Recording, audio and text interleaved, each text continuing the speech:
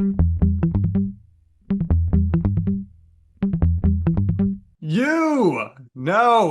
right. The podcast that uncovers the origin stories of some of the biggest names in media, entertainment, sports, pop culture, and so much more. Nick Durst here, along with Joe Calabrese. And Joe, our guest today, no surprise, another survivor from Big Brother who made it out of the longest season alive. I think we're becoming the new go-to podcast for former Big Brother contestants. We've had Okay. a lot of people on from this season, making a lot of friends. But we welcome Felicia to I'm right, Felicia. This is the first time we've done anything like this. We're going live right now on Instagram. But how are you doing today? I'm doing good. I'm doing good. Looking forward to the new year, getting ready to come in and all that 2024 is going to bring, and just, still kind of winding down from coming out of those 96 days in the house. Yeah, that was a grueling stretch. How are your holidays been so far? They've been wonderful. When I first got home, a couple weeks later, a lot of my family came for Thanksgiving. And then since then, it's just really kind of been hyped all the way through. We had more of a quiet Christmas, about 10 people over, 10 to a dozen people, which for us is quiet. And just done a little bit of moving around with my husband and my son.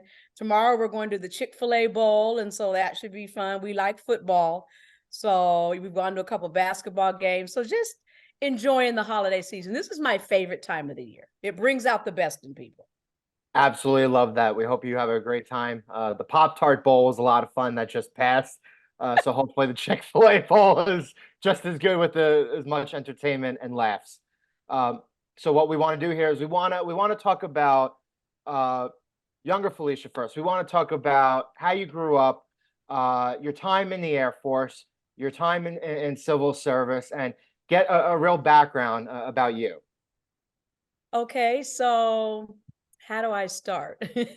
So to hit tidbits, I was born in Boston, Massachusetts. Me and my brother a year older that just passed, Norman, and my brother a year younger, Leslie. My mom is from Tampa. When she was 6, she moved to Washington with my grandmother and grandfather, and then lived there her whole life. She got married to my dad. They moved to Boston, and that's how we landed in Boston and were born. When I was about 2 or so ish, my mom and dad got divorced. She moved back to Washington, and that is where I grew up, in Tacoma, Washington. Then my mom had 2 more kids, married and divorced twice. And from there, once my younger sister was born, she was a single parent raising 5 kids, 3 girls and 2 boys. So that tells you something right there. And we were a handful. I always tell people we played hard and we fought hard. So everybody, wherever she worked, they always knew all of us because we were calling all the time, because we were always fighting. And I'm calling, Mama Norman hit me, Mama Leslie did this. And so they'd answer the phone. They say, Claudette, Felicia's on the phone. I mean, that's how crazy we were. But we had so much fun because we were a big family, in the sense that my mom was 14 years older than her next youngest sibling. So her brothers and sisters were our age growing up. So for instance, when I was in high school, my sophomore year in high school, I had an aunt and an uncle that were seniors. My brother and an aunt were juniors, and I was a sophomore. So everybody always thought we were brothers and sisters versus aunts and uncles and nieces and nephews and all of that. My grandmother used to have an ice cream store called Pat's 24 Flavors in the Hilltop in Tacoma. So everybody knew our family. Between the ice cream store and church, it was, you one of them Pattersons, ain't you? Because that was their maiden name, the Patterson name. And so, yeah, I'm one of them Pattersons. Now, I don't know which one you are, but I can look at you and tell you one of them Pattersons. So we were known all around town because of church. I grew up in church. We lived, eat, breathe church. I love Jesus. That's where I get my foundation from, my whole family. And so it's just, we did everything together as a family. And so family really is my foundation. And even now, being married, my husband, 1 son, we've been married 26 years. After I met my husband in the class in the Air Force. So I left home at 22, graduated from high school, kept kind of jumping around jobs, went into the Air Force at 22 and stayed single for the first 15 years in the military. So I did a lot of moving around. I PCS 9 times, always meeting new people from all walks of life. I went overseas, stateside. I like to travel. Met my husband, and 4 months later, we got married. And 26 years later, we're still together, and we have a 24-year-old son. And that's kind of Felicia. Felicia, that's Absolutely great. love that. Right now, if you're watching us on the recording on YouTube or on everywhere else, we're also live right now on Instagram at the same time with Felicia here. Felicia, you mentioned that ice cream shop. Did you have ice cream cake for pretty much every family occasion, every holiday growing up? When I tell you it's really a negative, and here's the bad part, because now, I'm lactose intolerant. Oh boy. But It's brutal. back in the day before they had a name for it, you just said, oh my God, I don't know why my stomach hurts. Now, as much as I love ice cream, and I mean I love ice cream, I try not to mess with it too much. But every year, now we're here in Georgia, and if you haven't tasted the milkshakes from Chick-fil-A, that peach milkshake and that strawberry milkshake and that peppermint milkshake, oh my God. So every summer I get at least one, and my husband looks at me like, why are you going to do that to me? And I said, I just need a few sips and then I'll give you the rest. So I buy a milkshake every summer and every winter when that peppermint one comes out, because I got to just taste it, because I love ice cream. And yes, every birthday we had cake, ice cream cakes, ice cream. When I tell you Pat's 24 flavors, that was before Baskin and Robbins. And my grandmother made all of her ice cream herself. Handmade, fabulous ice cream. Interesting stuff there for sure. Yeah. Absolutely love it. So what you traveled around for the Air Force? Where were some of the favorite places that you got to go to? I started out, so I'm going to San Antonio, went from San Antonio to Zweibrücken, Germany. Went from Zweibrücken, Germany to Blytheville, Arkansas. That was a mess. Went from Blytheville, Arkansas to Ankara, Turkey. That was probably my best assignment. Beautiful country, food, the people, the experience. Loved, actually, all my overseas assignments were my best assignments, because I like learning other people's cultures. Went from Turkey to Plattsburgh, New York. That was probably my worst assignment. I didn't realize that people live places where it gets 50 below zero willingly. And so that was a disaster. I gained 40 pounds because all you did was sit inside and I drank hot toddies. I almost became an alcoholic in Blytheville, Arkansas. Oh boy. Trying to stay warm. Went from there to McCord Air Force Base. So I went back home. And I was there for 1.5 years, 2 years, and my mom and them were so mad because they thought I was going to spend the rest of my career there when I came back. And I said, oh no, this is just a pit stop. And that's actually where I got married to my husband. We got stationed over in Guam. So my son was born in Guam at the Navy Hospital. And then we left there and we went to Dover, Delaware. And that's where we both retired. And then we actually, from Delaware, we moved to Maryland for about 1 year. We stayed there about 1 year and then moved back to Washington for 10 years because my son was an only child. So we wanted him to get connected to all my nieces and nephews so that, in case anything happened, he was connected. And then we stayed about 10 years. And in 2013, we moved to Kennesaw, Georgia. And that's where we've been. And it's probably where we'll stay. A lot of moving around, but I like experiencing life in different places, because believe it or not, everywhere you move, the culture changes a little bit. The people change a little bit. The norms change a little bit. And so you learn and you grow just by being in new environments. I think everybody should leave home at least once in their lifetime. Interesting. So you settled for now. Maybe you'll move again. We'll never know. How was it transitioning into real estate? Oh, real estate is a beast, in particular, like now, the market, everybody's scared to buy. I got a call this morning. I'm so excited though. I'm only going to tell you his first name. Ronald. He called me and he said, first off, let me just say, I loved you on Big Brother, Mama Fee. So that'll help the brand. That made my day. He's moving to Atlanta. And so I'm getting ready to work with him on buying a house. So I'm excited about that. It's a challenge, but here's what I'll say. Me and my husband aren't doing real estate because we're chasing the money and chasing people.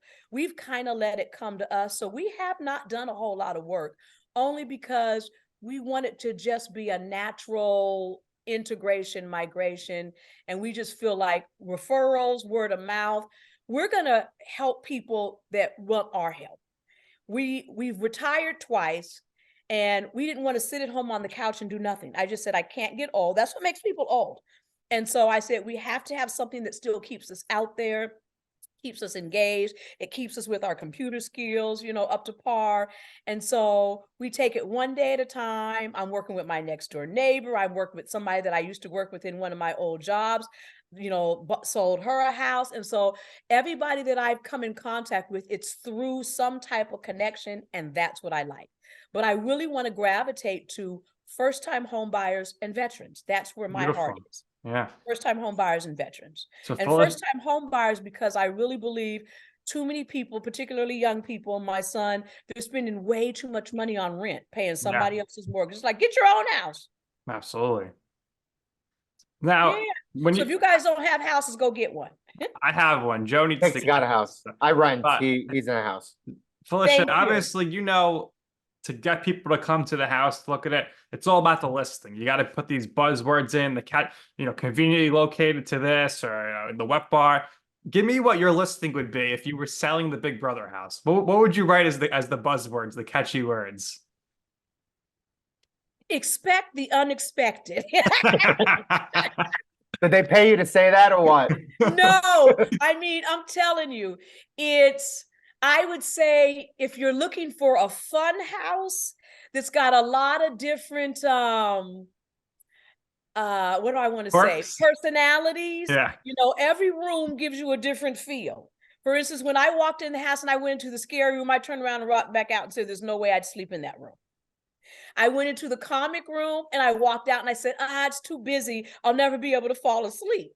And I ended up in the scramble room, although that was a mistake because I didn't pay attention to the fact that it didn't have a door. But it was the prettiest room, and it was bright and it was airy. But I would tell people, just if you want to get a little bit of everything all in one house, go to the Big Brother house and expect the unexpected. So Felicia, obviously you were a fan before going in. So for you, what was that motivation that sparked that you decided, let me audition for this? And what was that process like for you to go through everything before ultimately finding out you're going to be on the show? Well, like I said, I've watched the show since 2099, whenever it started. Me and my husband have literally watched every season. And I always thought it was interesting how people some of the mistakes they would make in the relationships, you're yelling and screaming at the TV. I'll be honest, we never watched the live feeds. Even though we had kind of heard about it, we always just watched the show. Well, after being in the house and coming home and realizing my husband watched the live feeds and he had saved a lot of it for me to see. And I was like, oh, Lord, you don't really know how much really goes on behind the scenes. I wonder what he thought of the live feed when you were in solitary confinement for 24 hours all by yourself. Said he was laughing and he thought, oh my God, please don't let her do anything silly, because I can tell she's getting stir crazy. I don't do well being idle. I really don't. And then I couldn't talk to anybody for literally 24 hours. So while I thought it was a blessing on the front end, after about 12, 18 hours, it's like, okay, Mr. B, this is starting to give me a headache. Yeah, I think the worst part had to be going to the bathroom in that little tent. When I looked up and realized, it's like, why do they have a tent in the room? And I looked in there and I realized there was a porta potty. I said, you have to be kidding me. And I told myself initially, I'm not eating. I am not going to eat because I refuse to use that bathroom in the same room that I'm sleeping in. But I got hungry.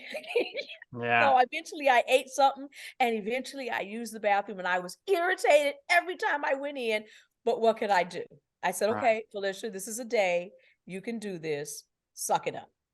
So what was the best thing you ate in the house, or what was the best thing you cooked in the house? I think one of the best meals we had in the house, it was, one time we we did fishes 3 ways. We had, I think it was halibut, it was tilapia, and it was salmon. And we cooked it 3 different ways, and it really was a fabulous meal. Actually, the pasta that I made when there was only 4 of us left in the house, that was a really good, it was a chicken Alfredo pasta that I made in the house. Sounds good. It was really good. And I have to say though, one of my favorite 2 meals was really the spaghetti kind of mix that Blue made, and me and Sari made a lasagna, and Red made a pasta dish with spaghetti sauce that was to die for. Even when I made mine on Instagram a couple of weeks ago, I still haven't got to where Red got his, and I'm gonna still work on it till I can get that Red taste. Delicious, delicious. And who would you say is the worst cook in the house? Probably Corey. Well, I think with cooking, I think you need a little wisdom, right? You need a little age. wisdom. You need a little age to you. I mean, he probably wasn't cooking that much in college, you know? No, and all he really cooked, he liked the pasta that I made one time, and so he learned how to make the pasta, but he has to broaden his palate. Corey hasn't tried a lot of things, so he's got a narrow palate, so he don't even know what good food really supposed to taste like. Yeah, he's been eating these the ramen noodles and all those little like yeah, he's bowls, been eating out all of a box. that little stuff that you snack on when you're in college. You got nothing to do, you're just trying to figure out the cheap stuff. That's what he's used to, and that's what he's still eating. Felicia, I'm monitoring as our live chat. As we mentioned earlier, we're also live on Instagram for this episode. And Marthgon 2018 wants to know if you're going to put out a cookbook. You know, everybody keeps saying that to me. And so I'm really actually thinking about it. I sat down with somebody yesterday that I did a podcast with, and he's really trying to convince me to consider doing a cookbook. So I'm really going to put that at the forefront and work on that and see what I can come up with, because I love cooking. I've always been a foodie, always, even when I was in the military, to bring this full circle.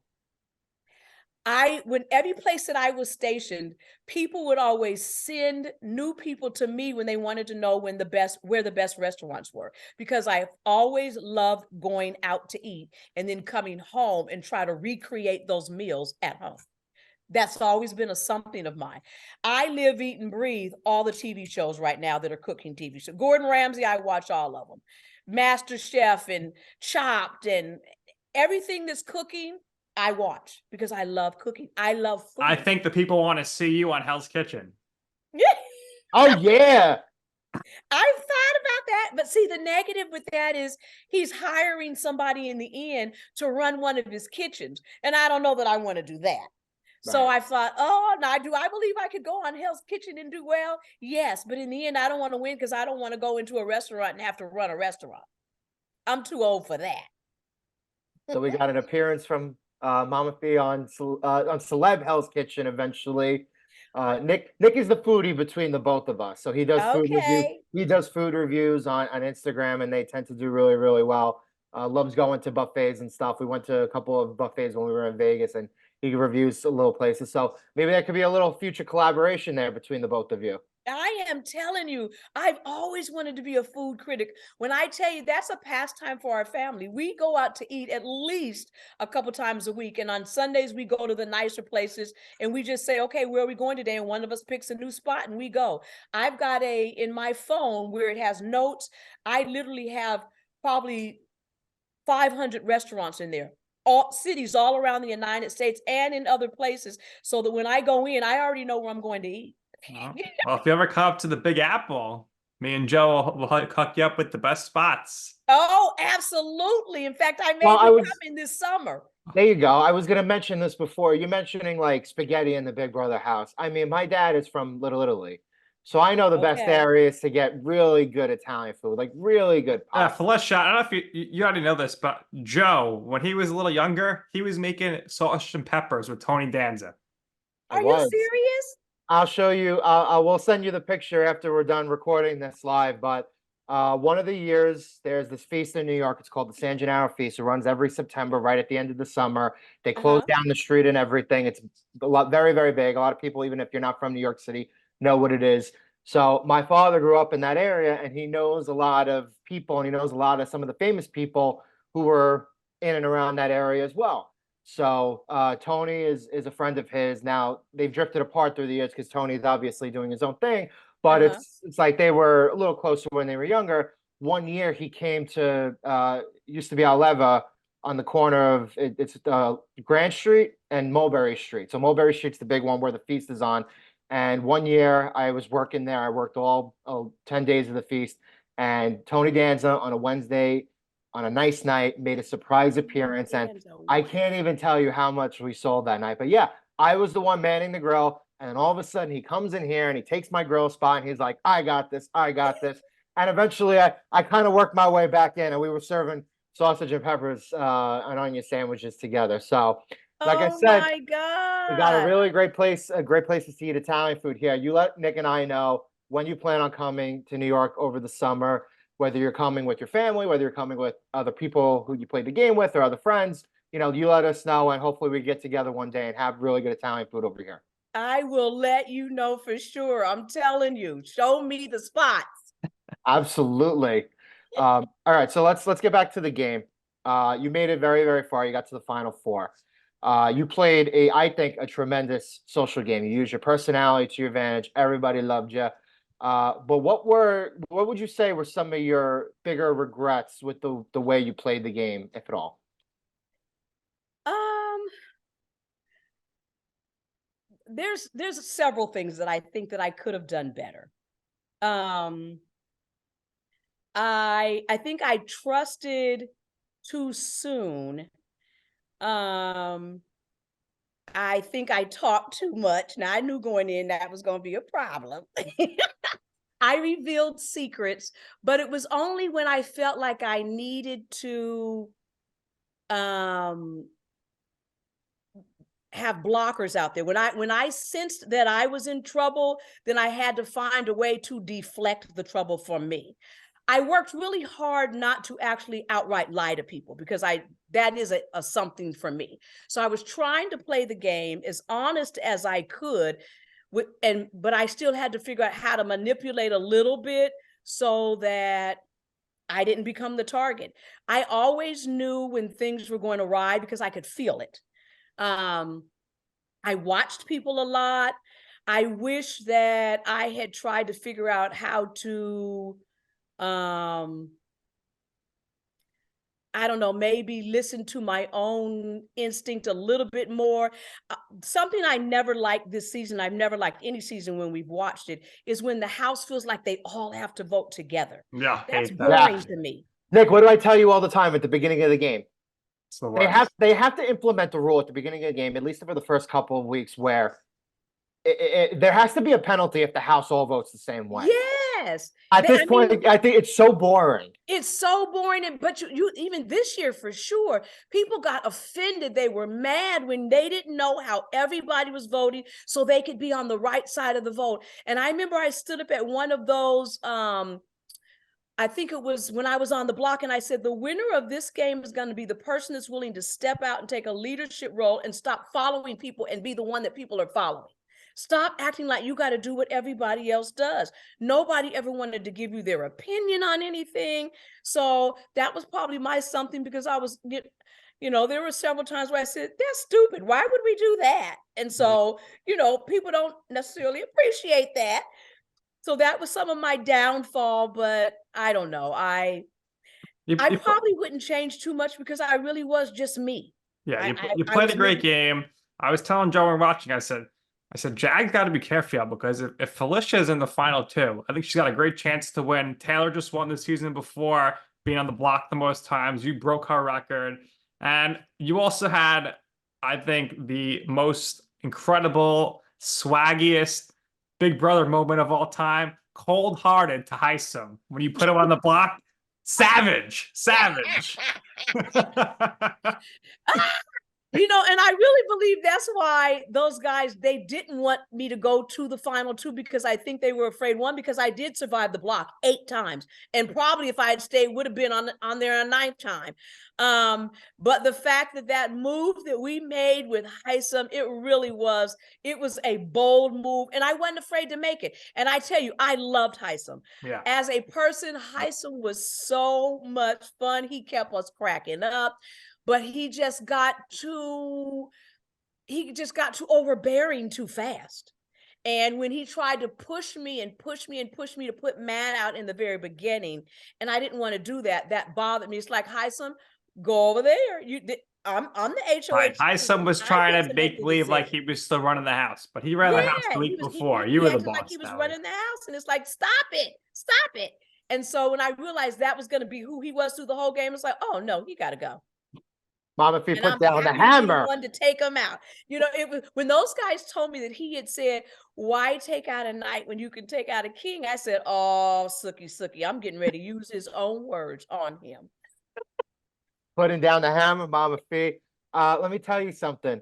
We had Heisem on the podcast with us right after he was evicted, and week after, yeah. He didn't like that either. No. Like I know that pissed him. Did you see the glare he gave me that's why it was the most savage moment in Big Brother. If a knife could have cut me, I'd have been dead that moment. I'll tell you something. I think you changed the game, because I think if he stays in the game, I think a little bit of the dynamics work differently. Yes. And I'm not entirely sure we have the same final two. I think there's a domino effect there. So I think you made final 4. Had you been sitting in the final 2 chair, I really think, and Nick agrees with this, like you would have had a really great shot to win the game. You had the complete resume. You had won competitions. You had a strong social game. You made the big. You would have said, "Jack, you already eliminated." Right. Which Matt did not say. It was interesting. Yeah. I was so disappointed in Matt, and I believe that's what made everybody vote for Jag, because Matt didn't have the gumption to say, "You're only here because I saved you." That's all he had to say. We told him on the show. We said, "Matt, all you had to say was that you were going to win," and he realizes it after the fact.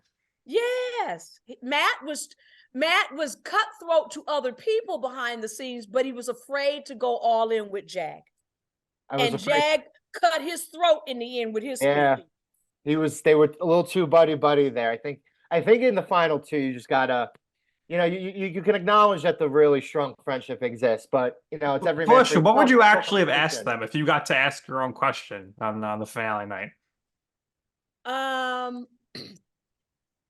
I really wanted to ask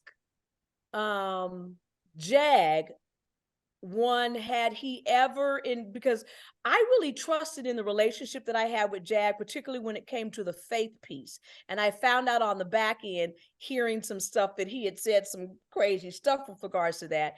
And so I always wondered, was he just playing the game with me when we were in these conversations, talking about our faith walk and all of that. And for Matt, honestly, I really didn't have any ill with Matt. I knew Matt had a better game. I knew Matt was doing some lying.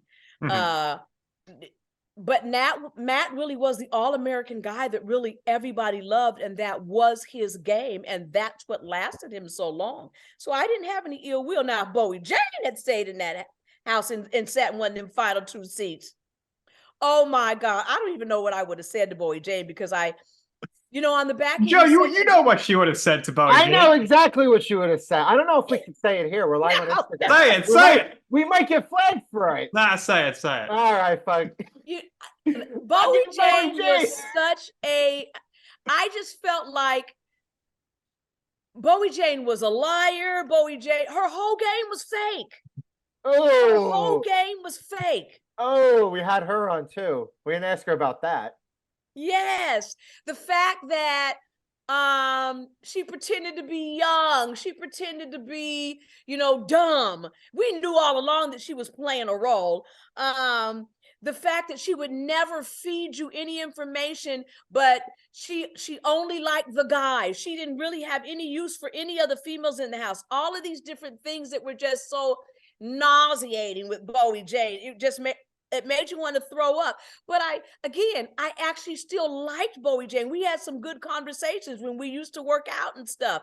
But when I realized that you couldn't trust anything that she said, when I watched Bowie Jane treat Cameron the way she treated Cameron, I said, oh, now we're seeing the real Bowie Jane. Because she was aligned with him from the time Red went out the door, but she insisted to everybody she hated Cameron, couldn't stand Cameron. We knew she was lying because she sniffed Cameron's butt every time he got up in that HOH room. And so when she was willing to treat him, when he landed on the block and he knew he was going home, and then she said, I don't even want to speak to him, I can't stand him, blah, blah, blah. I remember saying to her, be careful, Bowie Jane, because here's what all you guys are forgetting. He's going in the jury house. So if you're really thinking about trying to win the game, all of you guys, while you acting like you don't need him and you can treat him bad, one, that just isn't right. He wasn't one of my besties, but still he's a person. He deserves to be treated with a little bit of respect. I said, and then he's going in the jury house, so no matter who lands in them chairs, somebody got to get his vote. So all you guys are tripping if you think you don't need him because you let him get here long enough to sit in that jury house.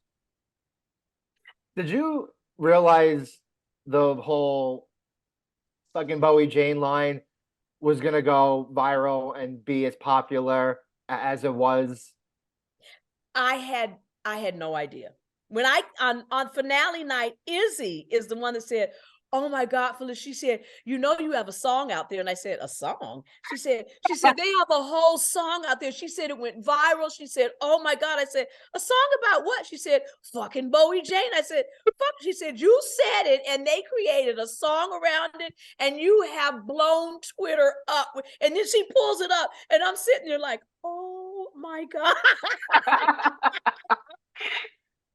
Oh my God. Unbelievable. Yeah, that's what I would say to Bowie Jane. Fucking Bowie Jane.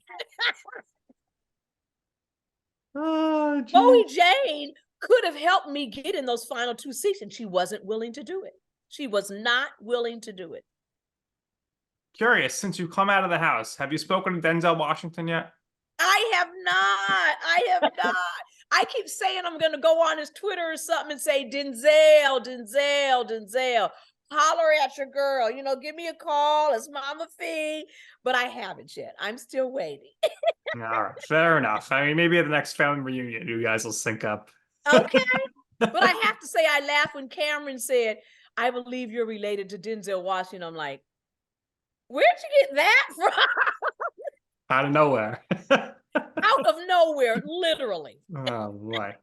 Who are some of the coolest people you were able to meet thanks to being on the show? Obviously, you're a huge fan. You watched every season. So whether it be someone you met from the Big Brother universe or another person in entertainment that has spoken to you since that you were like, wow, this is really cool that I get to speak with this person. Honestly, my greatest joy so far has been Julie Chen-Moonves. I have always respected her. I think she's a beautiful person, spirit, character. And just to be able to sit in that chair across from her when I came out, and then in the end, and then I did a podcast with her on God First, or I can't remember the name of it now, but something God, and I should know. But I love her. I think when she was on The Talk, I always watched her. And I always thought she was just a great personality. And so that has actually been my greatest joy, is meeting Julie Chen. Fair enough. So what was it like, Felicia, the first time that night? Obviously, you self-admitted you're not very tech savvy. You turn your phone back on for the first time. What was that like? How many messages, how many emails? And then also, you know, you're on social media. You aren't huge on social media, and now you have all these followers. So how many followers did you gain on social media, and how shocked were you that people were so interested in following you on the show? Well, believe it or not, I mean, I went from having probably 2 followers, and I'm just being serious. I went from probably having 10 followers, and now I'm at 49.9 thousand on Instagram. About 14,000 on TikTok, and I just started the YouTube channel. And so, I mean, I have to say it's amazing. I never would have when I came out and they say, "Oh my God, Felicia, you're an influencer now." And I said, "An influencer?" I said, "No, I'm not." And they're like, "Yeah, that's what that check means." And that shows you how much I knew. I said, "The check means you're an influencer?" They said, "Yes, absolutely." And I'm like, "Okay."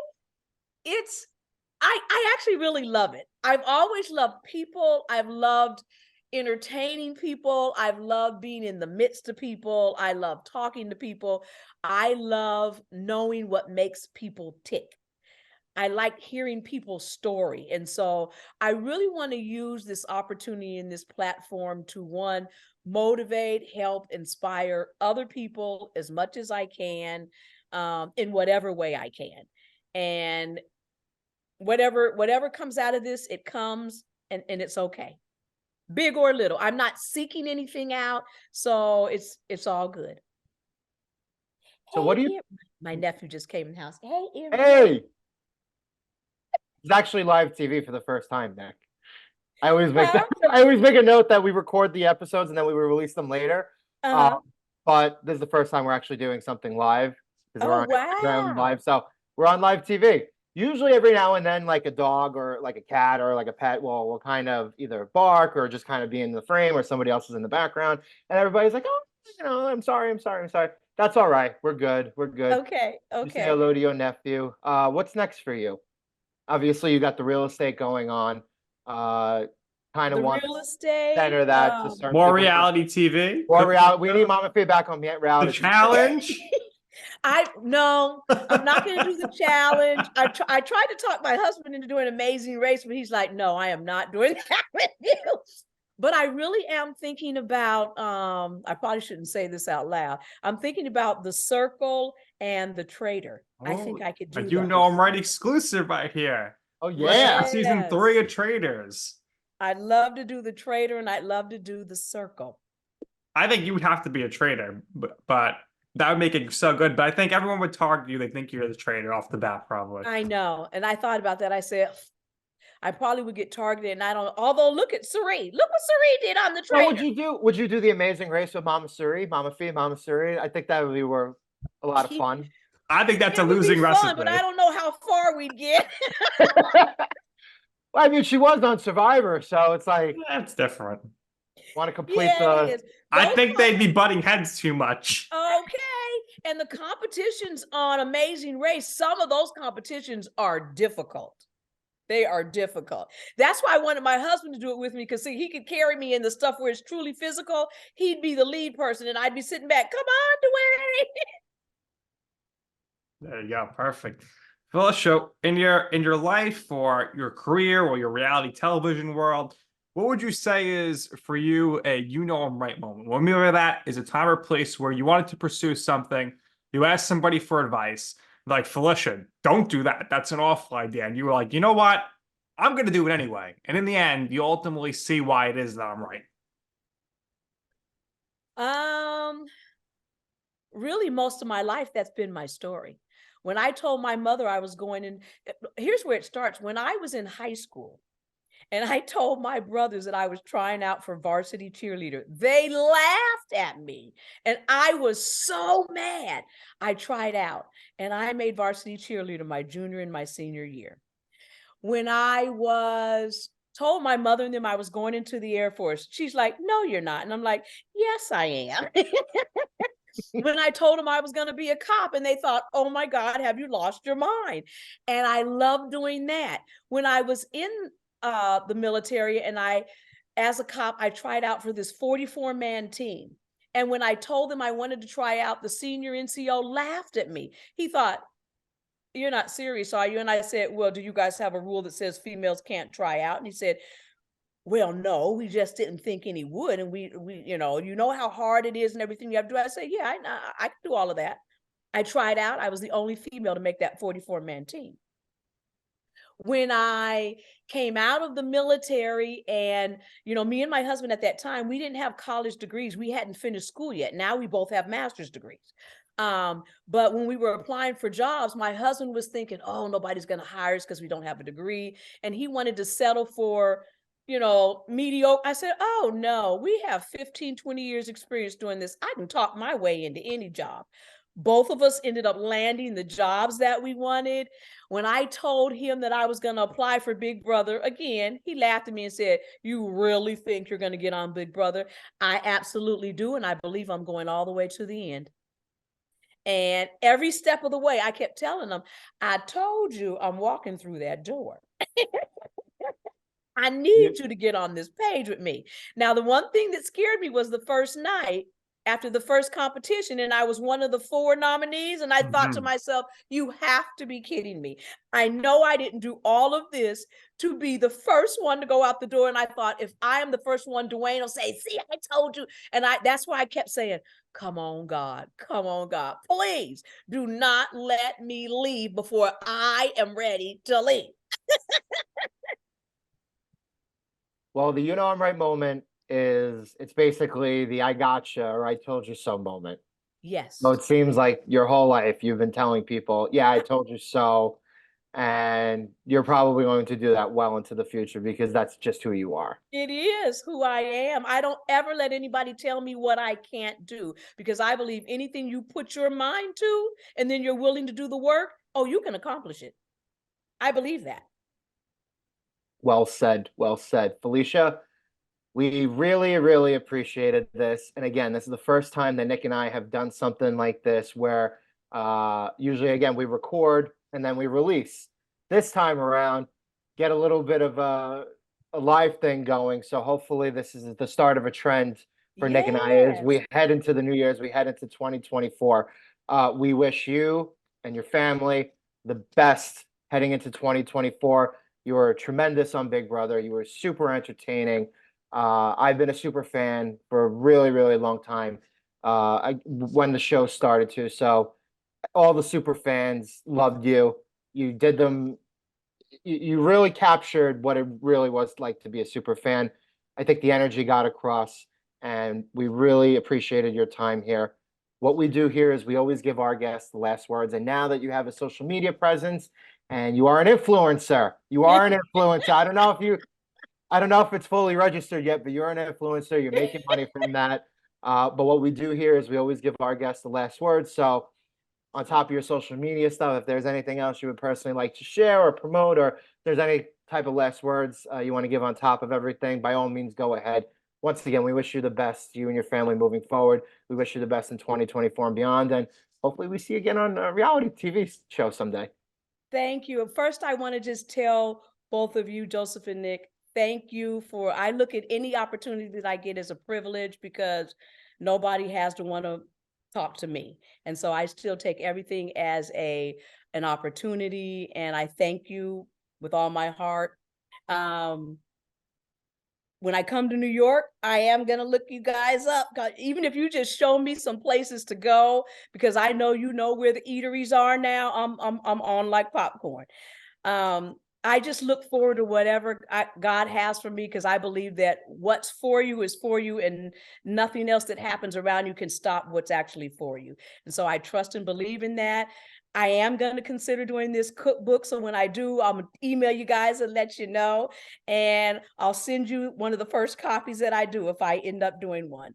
And I've just started doing t-shirts and stuff. We're getting ready to stand up the storefront online where people can go and order stuff. It'll drop ship directly to them. It's going to have all my favorite, faith of a mustard seed. Come on, God, you just said something.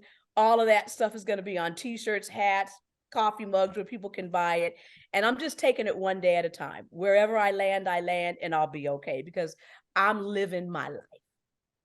There you go. Excellent. And you're all about your family.